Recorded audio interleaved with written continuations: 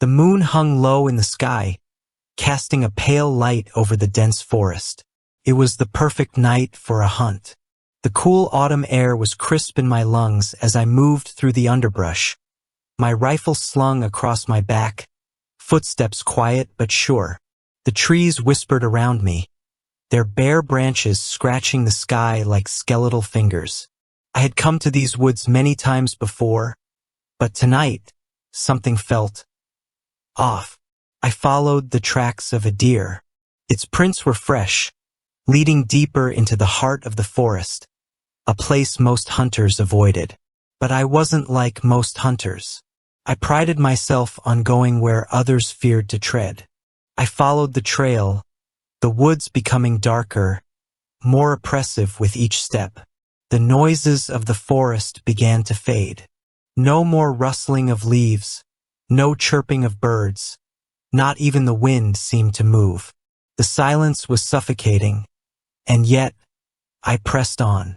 As I crested a small hill, I saw it, the buck, standing in a clearing, its antlers proud and majestic. I crouched down, slowly bringing my rifle to my shoulder. My finger hovered over the trigger, breath held, ready to claim my prize. That's when I heard it, a low, guttural growl, so deep it seemed to vibrate in my chest. I froze, scanning the area, but the clearing was empty except for the buck, which had turned its head, staring at me with wide, terrified eyes. It bolted into the trees before I could even think to fire. The growl came again, closer this time. I turned slowly, my heart hammering against my ribs. Standing just a few yards away was the largest wolf I had ever seen. Its fur was pale, almost white, and its eyes glowed an eerie, unnatural blue. It stood completely still, watching me with an intelligence that no animal should possess. I had faced wolves before, but this was something different. This was something wrong. I slowly reached for my rifle, my mind racing. How had I not heard it approach? How could something that massive move so silently? The wolf took a step forward, baring its teeth, a snarl curling on its lips. But the sound it made wasn't just an animalistic growl, it sounded almost human. I didn't have time to think. I raised my rifle and fired. The shot rang out through the forest, echoing off the trees.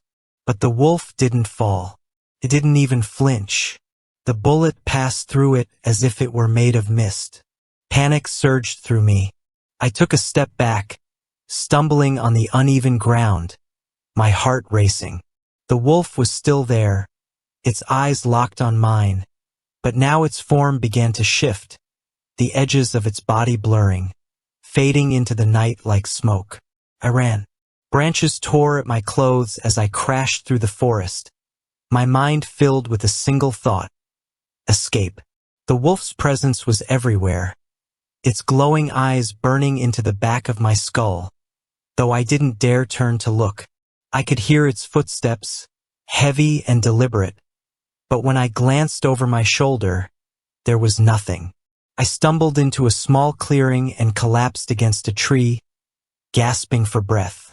My hands trembled as I fumbled to reload my rifle.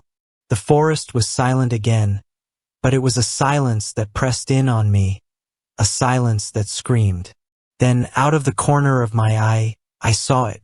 The wolf stood at the edge of the clearing, its form barely visible in the shadows, its eyes glowing brighter than ever. But now it wasn't alone.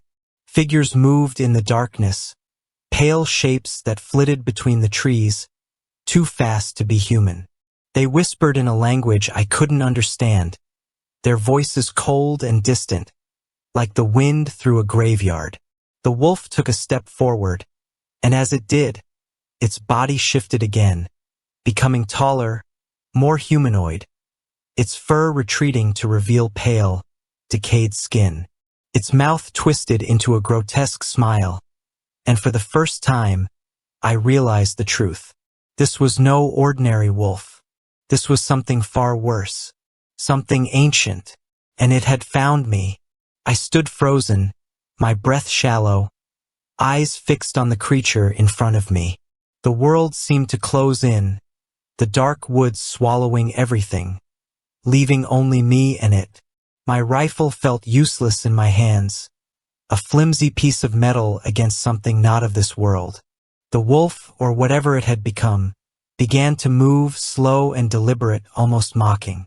My heart pounded, each beat echoing in my ears like a drum, urging me to flee. But where could I go?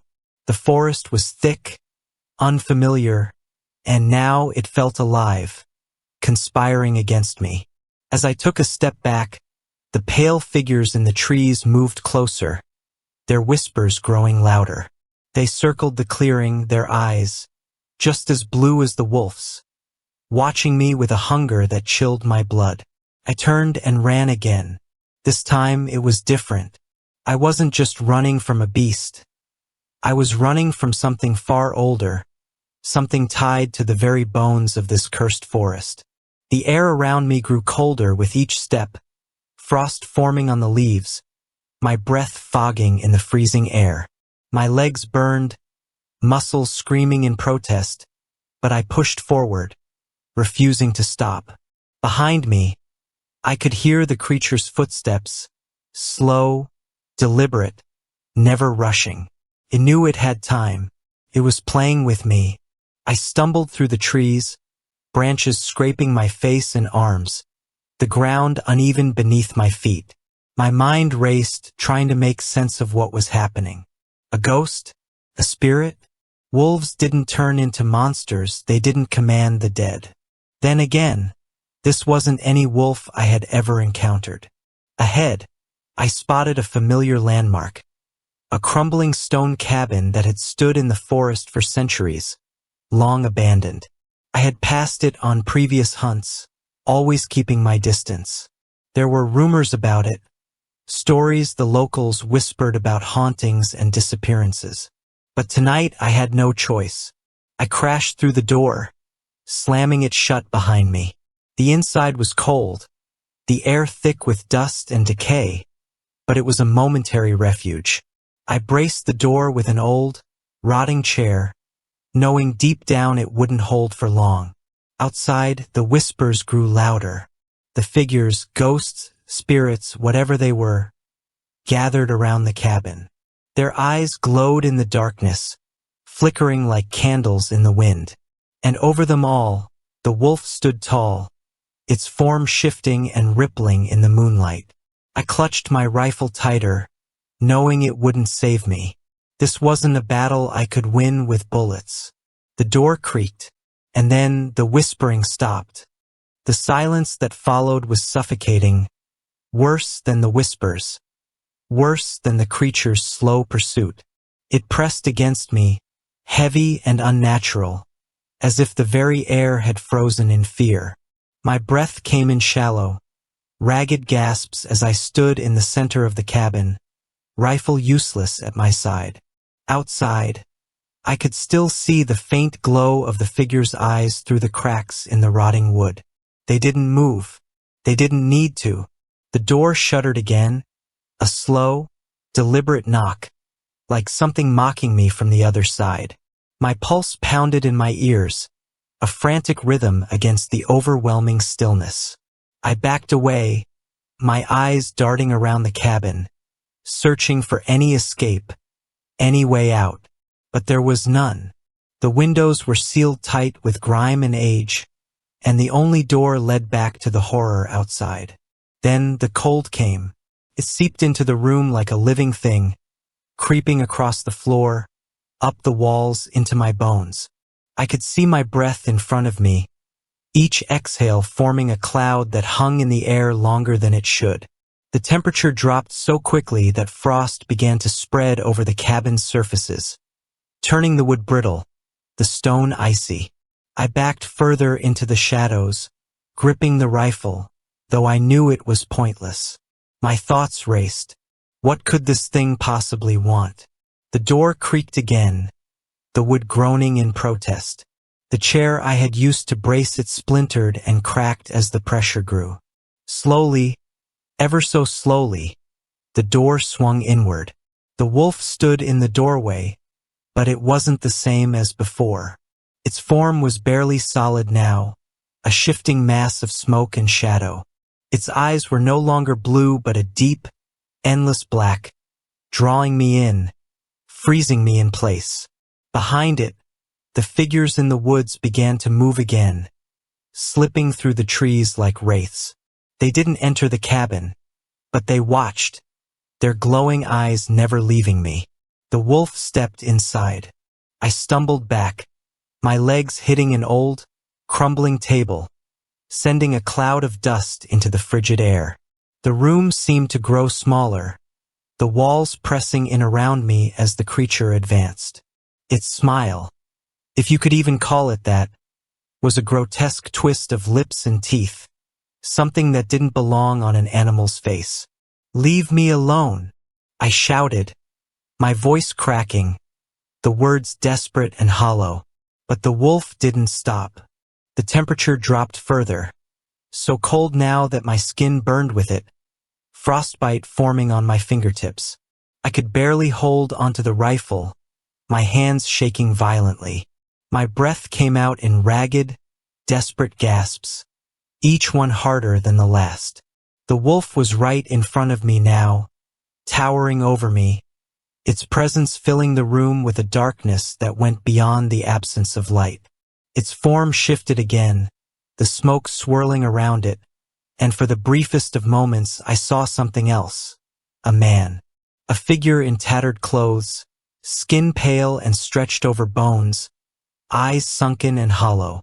He stared at me through the wolf's shifting form, and I knew, deep in my soul, that whatever this thing was, it had once been human. It whispered then, a voice like the wind through dead trees, hollow and full of despair. "You shouldn't have come here." The words chilled me more than the cold ever could. My mind raced, trying to piece together what was happening. This thing wasn't just a monster. It was a warning, a guardian of something far older, far darker than I had ever imagined. Suddenly, the wolf lunged. Its jaws snapped shut just inches from my face, and instinct took over. I swung the rifle, smashing the butt of it into the creature's head. It passed through the beast like it was made of mist, but the impact sent me stumbling backward, crashing into the far wall. My body hit the cold stone hard, knocking the air from my lungs. I lay there, gasping, my vision swimming as the wolf loomed over me, its shadow stretching across the room, swallowing me whole. I could feel the life draining from my body, the cold sinking deeper, like icy fingers digging into my chest, my heart slowing with each beat. Then, through the haze of fear and cold, I saw it, something etched into the stone wall behind me. Faint carvings, barely visible beneath layers of grime and frost, but unmistakable. Symbols, ancient and crude, but powerful. They pulsed with a faint, weak light, barely noticeable but enough to spark a sliver of hope in my mind. Summoning the last of my strength, I reached out and pressed my hand against the carvings. The stone was bitterly cold, but as my fingers traced the ancient lines, a warmth spread through my body, fighting back the chill. The wolf hesitated, its form flickering, the blackness of its eyes momentarily faltering. I didn't know what these symbols meant, but they were my only chance. The wolf let out a low, guttural growl, its body shifting violently, as if struggling to maintain its shape. I could feel the power in the symbols, ancient magic or some FO. For what felt like hours, I lay there, unable to move, my mind racing to process what had just happened. The carvings on the wall still glowed faintly, their light fading now that the threat had passed. But I knew, deep down, that this wasn't over. The wolf wasn't dead, couldn't be killed. Not by me, not by any man. This forest held secrets older than any of us, and I had just stumbled into something far beyond my understanding. As I staggered to my feet, I knew one thing for certain. I had to get out of these woods. Because whatever I had faced tonight wasn't just hunting me. It was waiting for me to return. The forest was silent again, but the air still felt heavy, thick with the remnants of whatever dark force lingered here. My breath came in ragged gasps as I forced myself out of the cabin. I had to get to the river. If I followed it downstream, I could make it to the edge of the forest before dawn. The trees closed in around me as I pushed forward, the weight of exhaustion pulling at my limbs. Every shadow, every crack of a branch, set my nerves on edge. My rifle felt useless, a dead weight in my hands, but I kept it close. If the wolf came back, I wasn't sure what I'd do. The river wasn't far now. I could hear the faint sound of rushing water through the trees. That sound became my lifeline, pulling me forward, guiding me away from the cabin, away from the nightmare that had nearly taken my life. I stumbled through the underbrush, my boots catching on roots and stones, my legs aching with every step. The cold was gone, but in its place, a deep weariness settled into my bones. The light from the carvings had faded completely, and I was left with nothing but the faint moonlight filtering through the trees to guide me. When I finally broke through the trees and saw the river, a surge of relief washed over me. The water was dark, rippling in the moonlight, but it was moving. It was real. I could follow it, escape this cursed place. I moved down the slope toward the river's edge, the ground soft and muddy beneath my boots. The sound of the water rushing over rocks was soothing, almost enough to calm my racing heart. Almost. But then I heard it again, that low growl, deep and menacing, vibrating through the air like a warning. My heart seized in my chest, the brief moment of relief shattering into 1,000 pieces. I turned slowly, my breath catching in my throat. There, standing at the top of the slope, silhouetted against the trees, was the wolf. Its form was solid again, more real than it had been in the cabin.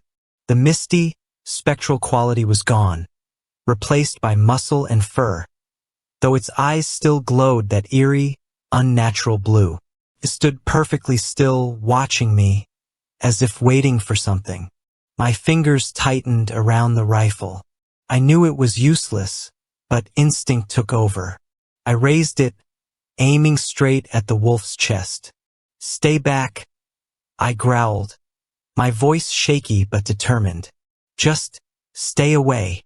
The wolf's lips curled into a snarl, and it stepped forward, its massive paws silent on the soft earth. The distance between us closed quickly, too quickly. My hands shook as I tried to steady my aim, but before I could fire, the wolf sprang. It was on me in an instant, a blur of fur and teeth.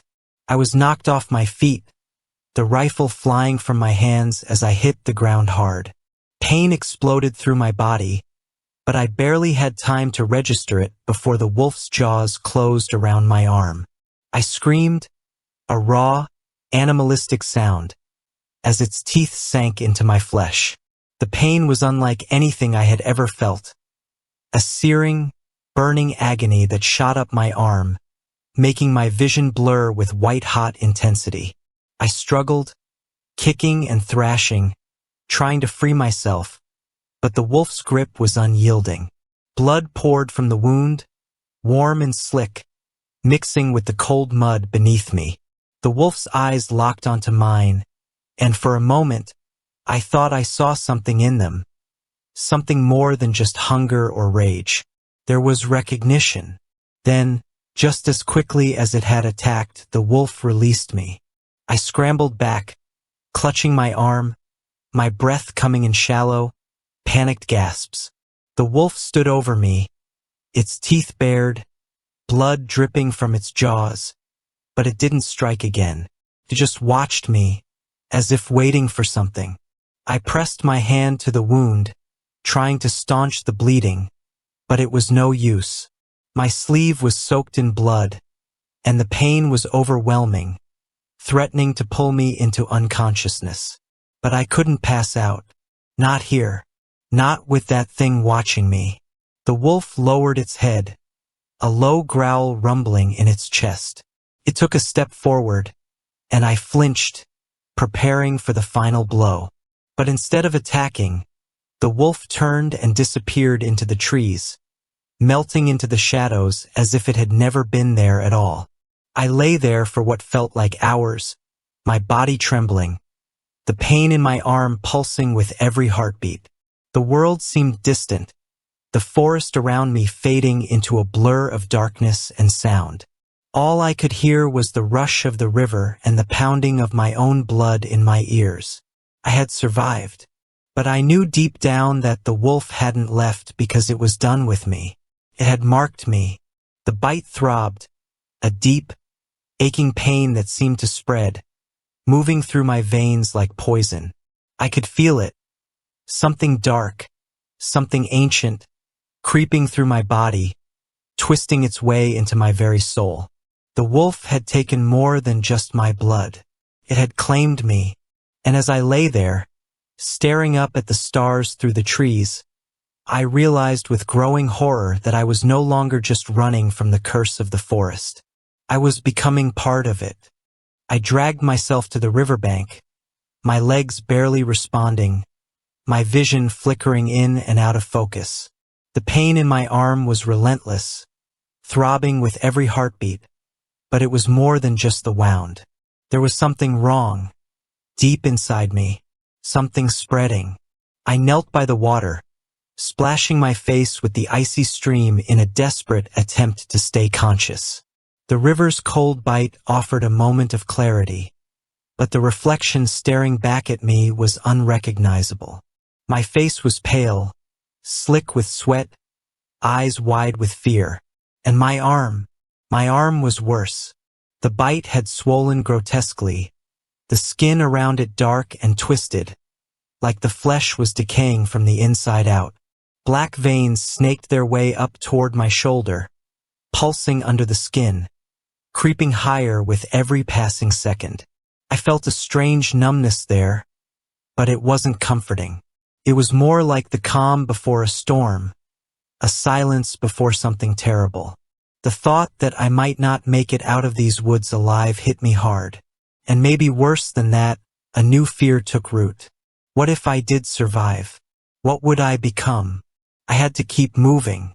If I stayed by the river too long, that thing would come back. The wolf wasn't finished with me. Not yet.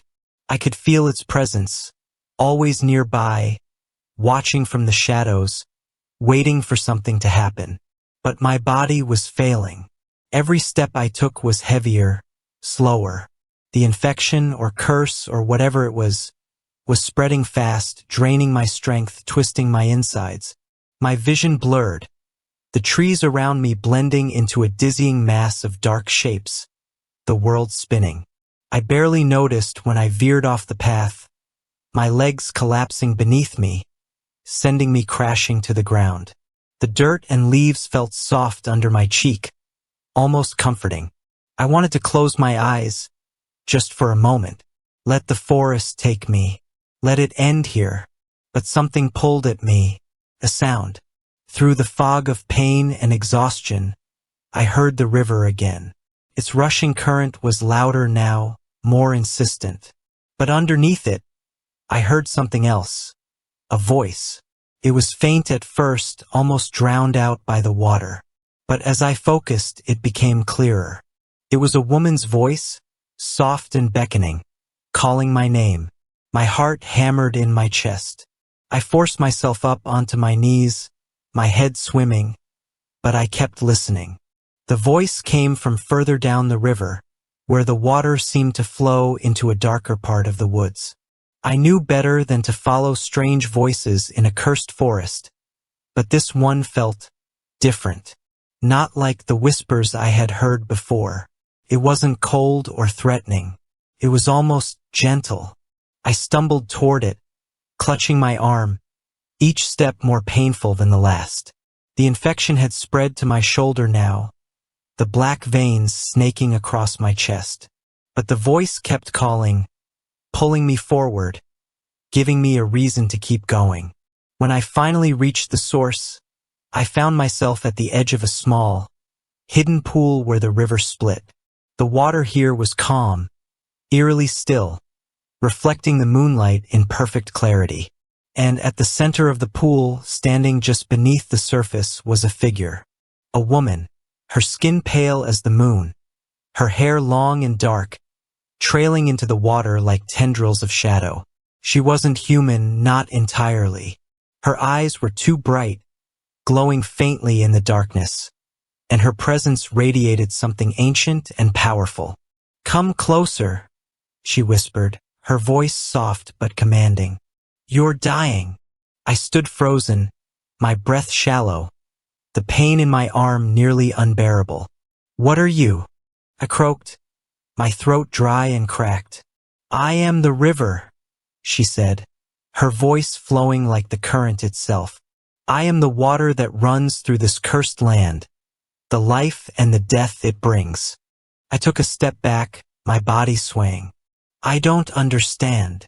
"You were bitten," she said, her eyes locking onto mine. "The wolf marked you, claimed you. The infection is spreading through your blood, turning you into something else. Something like him." I felt a wave of nausea rise in my throat. I had known something was wrong, but hearing it out loud made it real. I wasn't just wounded. I was becoming like the wolf, part of the curse. "There's nothing you can do," I said, the hopelessness crashing over me. "I'm already dead." The woman stepped closer, her bare feet gliding over the surface of the water as if it were solid ground. "Not yet. I can stop the transformation. I can heal you." My heart skipped a beat. "How?" She raised her hand, and the water around her rippled, the surface distorting. "You must give yourself to the river. Let it wash away the infection, cleanse your blood. But there is a price." I felt my pulse quicken. There was always a price. "If you accept my offer," she said, her voice softer now, "you will be bound to the river, to the forest. You will never leave this place. You will live, but you will never be free." I stared at her, my mind spinning. My body was failing, the infection spreading with every second. But the thought of being trapped in these cursed woods forever, it felt like a fate worse than death. "What if I don't?" I asked, my voice barely above a whisper. She didn't answer for a moment, her glowing eyes unblinking. "Then you will die, and your soul will become part of the forest like all the others, forever hunted, forever cursed." The weight of her words sank into me. I was out of options, trapped between two nightmares. But at least in one I would be alive. I took a deep breath, feeling the cold bite of the night air in my lungs. I wasn't ready to die. Not like this. Not as a monster. "I'll do it," I said, my voice hoarse. The woman nodded, her eyes flashing with something I couldn't place. Pity, maybe. "Step into the water." With trembling legs, I approached the edge of the pool, the calm water lapping gently at the shore. My entire body screamed in protest, but I pushed forward, stepping into the water. It was shockingly cold, like stepping into the heart of winter, but as it surrounded me, I felt a strange sense of calm wash over me. The woman extended her hand, and I took it. Her touch was cold, but firm. She guided me deeper into the pool, until the water reached my chest, its icy grip numbing the pain in my arm. "Let it take you," she whispered. I closed my eyes, sinking deeper into the water, letting the cold envelop me, feeling it pull at the infection, drawing it out like a poison. My mind spun, and for a moment, I felt like I was floating, detached from my body, from the forest, from everything. Then, everything went dark. When I woke, the first thing I noticed was the quiet. The pain was gone. The fever, the burning in my arm, the infection. It had all vanished, replaced by an eerie stillness that clung to my skin like a second layer. I sat up, my body sluggish, as if waking from a deep sleep. The pool was gone. The river, the woman. All of it had disappeared, leaving me lying in the middle of a dark clearing, the trees looming overhead. For a moment, I thought I had dreamed it all. But then I saw my arm. The bite was gone, replaced by a long, jagged scar, black veins still faintly visible beneath the surface of my skin. It wasn't pain that filled me now, it was something else, something colder. I stood, my legs steady but my mind heavy with the weight of what had happened. I had survived, but I knew, deep in my bones, that I wasn't the same. I could feel it now, the pull of the forest, the whisper of the river in the distance. The wolf had marked me, but the river had claimed me. I was bound to this place now, just as she had said. I wasn't dead, but I wasn't free either. And as I stared into the darkness, I knew the wolf was still out there, waiting for me. The forest felt different now, quieter, heavier. It wasn't just a collection of trees and shadows anymore.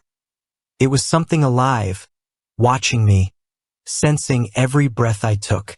I could feel the pulse of the earth beneath my feet, the slow, rhythmic heartbeat of the land itself. The river's voice echoed in the back of my mind, always whispering, always calling. I was bound to it now, just as the woman had warned. I was no longer a mere hunter. I was part of the forest. But the wolf wasn't gone. I could feel its presence, like a shadow just beyond the edge of my vision. It hadn't left, hadn't given up. The river may have healed me, but the bite, the curse, was still there, lingering just beneath the surface. The scar on my arm pulsed with a faint, dark energy, a reminder of what I had become. As I moved through the woods, the trees parted for me, almost welcoming me now. I had no sense of direction, but my feet seemed to know where they were going. The forest was leading me, drawing me deeper, toward something I couldn't yet understand. Hours passed, or maybe it was minutes, I couldn't tell anymore. Time didn't feel the same here. The moon hung low in the sky, casting long shadows that twisted and writhed like living things. My senses were sharper than before. I could hear every rustle of leaves, every distant animal cry. My vision pierced the darkness, seeing shapes and movements in the underbrush that I would have missed before. And then I saw it. The wolf stood at the edge of a small clearing, its glowing blue eyes fixed on me. It was larger now, more solid, its fur gleaming in the pale moonlight. But something had changed. It wasn't just a beast anymore.